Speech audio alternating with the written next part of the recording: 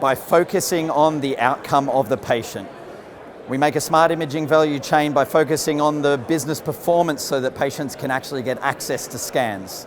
You focus on the diagnostic outcomes, making sure that we get the right diagnosis at the right time for the patient as fast as possible. And by the collaborative outcomes, how the referring physician, the reading physician, and the patient come together to make sure that the outcome is the best for the patient moving forward. That will make a smart imaging value chain.